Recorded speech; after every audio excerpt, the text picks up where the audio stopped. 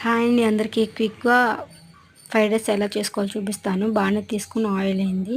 Oil heat ఎక్కిన తర్వాత ఒక ఆనియన్, 2 పచ్చిమిర్చి కట్ చేసేసుకోండి. 2 ఎగ్స్ వేసుకోండి. అటు ఇటు కదపండి.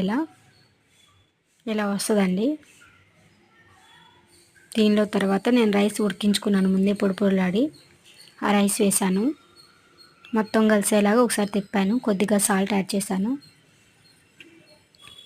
వెనిగర్ 1 స్పూన్, 1 స్పూన్ మిర్చి, ఫైనల్గా కారం యాడ్ చేశాను.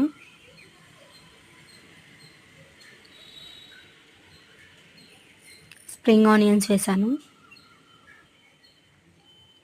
కొత్తిమీర,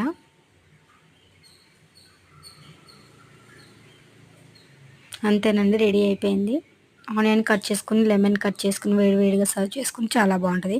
నచ్చితే నా ఛానల్ సబ్స్క్రైబ్ చేయండి ఫ్రెండ్స్.